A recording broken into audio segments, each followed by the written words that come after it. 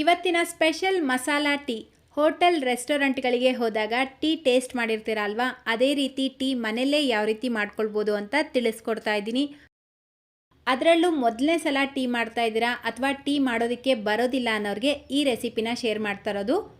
Hi ಎಲ್ಲರಿಗೂ, ನೀವು ನೋಡ್ತಾ ಇದ್ದೀರಾ ಶಾನ್ ಕನ್ನಡ ಚಾನಲ್. ವಿಡಿಯೋ ಇಷ್ಟ ಆದರೆ ಲೈಕ್ ಶೇರ್ ಮಾಡೋದ್ರ ಜೊತೆಗೆ ಪ್ಲೀಸ್ ಚಾನಲ್ನ ಸಬ್ಸ್ಕ್ರೈಬ್ ಮಾಡಿಕೊಂಡು ಪಕ್ಕದಲ್ಲೇ ಬರೋ ಬೆಲ್ ಐಕನ್ನ ಕ್ಲಿಕ್ ಮಾಡಿ ಆಲ್ ಅನ್ನೋ ಆಪ್ಷನ್ನ ಕ್ಲಿಕ್ ಮಾಡ್ಕೊಳ್ಳಿ.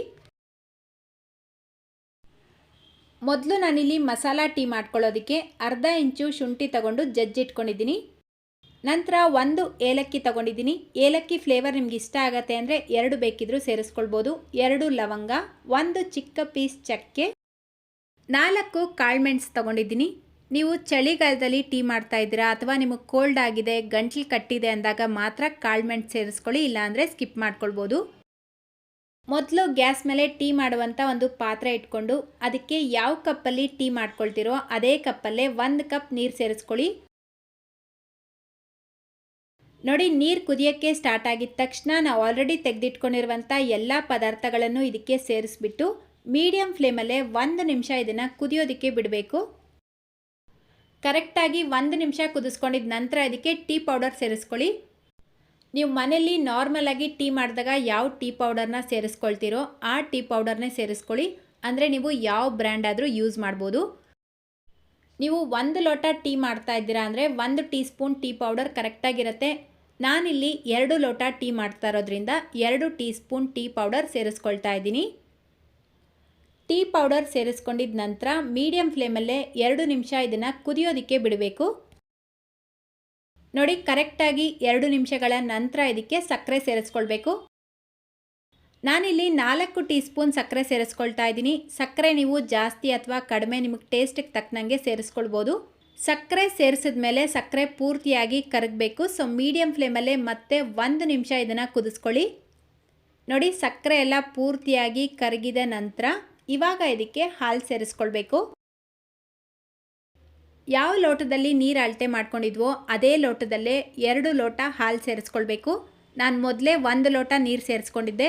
ಸೊ 2 ಕಪ್ ಟೀ ಮಾಡೋ ಹಾಗಿದ್ರೆ 1 ಲೋಟ ನೀರು, 2 ಲೋಟ ಹಾಲು ಸೇರಿಸ್ಕೊಳ್ಬೇಕು.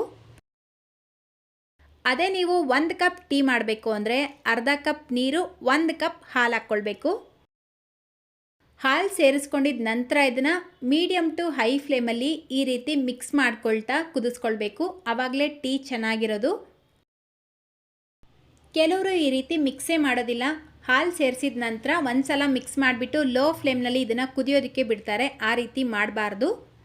ಗ್ಯಾಸ್ ಫ್ಲೇಮ್ನ ಮೀಡಿಯಮ್ ಟು ಹೈ ಫ್ಲೇಮಲ್ಲಿ ಅಡ್ಜಸ್ಟ್ ಮಾಡ್ಕೊಳ್ತಾ ಈ ರೀತಿ ಮಿಕ್ಸ್ ಮಾಡ್ಕೊಳ್ತಾ ಟೀನ ಕುದಿಸ್ಕೊಳ್ಬೇಕು. ಯಾಕಂದರೆ ನಾವು ಟೀ ಪೌಡರ್ ಹಾಕಿರ್ತೀವಲ್ವ, ಅದೆಲ್ಲ ಪಾತ್ರೆಗೆ ಅಂಟ್ಕೊಂಡಿರುತ್ತೆ. ನೀವು ಸರಿಯಾಗಿ ಮಿಕ್ಸ್ ಮಾಡಿಲ್ಲ ಅಂದರೆ ಅದು ಕಲರ್ ಕೂಡ ಬರೋದಿಲ್ಲ, ಟೇಸ್ಟ್ ಕೂಡ ಚೆನ್ನಾಗಿರೋದಿಲ್ಲ. ಸೊ ಈ ರೀತಿ ಮಿಕ್ಸ್ ಮಾಡ್ಕೊಳ್ತಾ ಕರೆಕ್ಟಾಗಿ 5 ರಿಂದ 6 ನಿಮಿಷ ಇದನ್ನು ಕುದಿಸ್ಕೊಳ್ಬೇಕು. ಆವಾಗಲೇ ಟೀ ಕಲರು ಚೆನ್ನಾಗಿರುತ್ತೆ, ಟೇಸ್ಟ್ ಕೂಡ ಚೆನ್ನಾಗಿರುತ್ತೆ. ನಿಮಗೆ ಮಸಾಲೆ ಟೀ ಇಷ್ಟ ಆಗೋದಿಲ್ಲ ಅಥವಾ ನಾರ್ಮಲ್ ಟೀ ಮಾಡ್ಕೊಳ್ಬೇಕು ಅಂದರೂ ಇದೇ ಟಿಪ್ಸ್ನೇ ಫಾಲೋ ಮಾಡಬೇಕು. ಮೊದಲು ನೀರು ಬಿಸಿ ಮಾಡ್ಕೊಳ್ಳಿ, ನಂತರ ಅದಕ್ಕೆ ಟೀ ಪೌಡರ್ ಸೇರಿಸಿ ಕುದಿಯೋದಕ್ಕೆ ಬಿಡಿ. ಟೀ ಪೌಡರ್ ಚೆನ್ನಾಗಿ ಕುದಿ ಬಂದ ನಂತರ ಅದಕ್ಕೆ ಸಕ್ಕರೆ ಸೇರಿಸ್ಬಿಟ್ಟು ಒಂದು ಸಲ ಚೆನ್ನಾಗಿ ಮಿಕ್ಸ್ ಮಾಡಿ ಕುದಿಸ್ಕೊಂಡು ನಂತರ ಹಾಲು ಸೇರಿಸ್ಬಿಟ್ಟು ಕುದಿಸ್ಕೊಳ್ಬೇಕು. ಇದು ನಾರ್ಮಲ್ ಟೀ ಮಾಡೋದು. ನೋಡಿ, ಕರೆಕ್ಟಾಗಿ ನಾನಿಲ್ಲಿ 5 ನಿಮಿಷ ಟೀನ ಕುದಿಸ್ಕೊಂಡಿದ್ದೀನಿ. ಟೀ ಕಲರ್ ಕೂಡ ನೋಡ್ಬೋದು ಎಷ್ಟು ಚೆನ್ನಾಗಿದೆ ಅಂತ. ಈಗ ಗ್ಯಾಸ್ ಫ್ಲೇಮ್ನ ಆಫ್ ಮಾಡಿಬಿಟ್ಟು ಇದನ್ನು ಮತ್ತೊಂದು ಪಾತ್ರೆಯಲ್ಲಿ ಫಿಲ್ಟರ್ ಮಾಡ್ಕೊಳ್ಬೇಕು. ಈ ರೀತಿ ಒಂದು ಪಾತ್ರೆಯಲ್ಲಿ ಫಿಲ್ಟರ್ ಮಾಡ್ಕೊಂಡಿದ್ದ ನಂತರನೇ ಇದನ್ನು ಗ್ಲಾಸ್ಗೆ ಸರ್ವ್ ಮಾಡ್ಕೊಳ್ಬೇಕು. ನೋಡಿ, ಗ್ಲಾಸ್ಗೆ ಹಾಕ್ಕೊಳ್ಬೇಕಾದ್ರೆ ಈ ರೀತಿ ಸ್ವಲ್ಪ ಮೇಲೆಯಿಂದ ತೆಗೆದಾಕ್ಕೊಳ್ಳಿ. ಆವಾಗ ಇದು ಮೇಲೆ ಎಲ್ಲ ನೊರೆ ನೊರೆ ಥರ ಬರುತ್ತೆ. ಟೀ ನೋಡೋದಕ್ಕೂ ಚೆನ್ನಾಗಿರುತ್ತೆ, ಕುಡಿಯೋದಕ್ಕೂ ಚೆನ್ನಾಗಿರುತ್ತೆ. ಆ್ಯಸ್ ಇಟ್ ಈಸ್ ನೀವು ಹೊರಗಡೆ ಹೋಟೆಲ್ಗೆ, ರೆಸ್ಟೋರೆಂಟ್ಗೆಲ್ಲ ಹೋದಾಗ ಟೇಸ್ಟ್ ಮಾಡ್ತೀರಲ್ವಾ, ಅದೇ ರೀತಿ ಟೀ ಇದು. ಅದಕ್ಕಿಂತ ಇನ್ನೂ ರುಚಿಯಾಗೇ ಇರುತ್ತೆ. ಸೊ ಮಿಸ್ ಮಾಡ್ದಿರ ಈ ಟೀ ರೆಸಿಪಿನ ಒಂದ್ಸಲ ಟ್ರೈ ಮಾಡಿ. ಖಂಡಿತವಾಗ್ಲೂ ನಿಮ್ಮೆಲ್ಲರಿಗೂ ಇಷ್ಟ ಆಗುತ್ತೆ. ಸೊ ಇವತ್ತಿನ ಈ ಮಸಾಲಾ ಟೀ ರೆಸಿಪಿ ನಿಮ್ಮೆಲ್ಲರಿಗೂ ಇಷ್ಟ ಆಗಿದೆ ಅಂತ ಅಂದ್ಕೊಳ್ತೀನಿ. ಇಷ್ಟ ಆಗಿದ್ರೆ ಲೈಕ್ ಶೇರ್ ಮಾಡೋದ್ರ ಜೊತೆಗೆ ಪ್ಲೀಸ್ ಚಾನಲ್ಗೆ ಸಬ್ಸ್ಕ್ರೈಬ್ ಮಾಡ್ಕೊಳ್ಳಿ. ಇದೇ ರೀತಿ ಮತ್ತೊಂದು ರೆಸಿಪಿಯೊಂದಿಗೆ ಮತ್ತೆ ಸಿಗೋಣ. Thank you.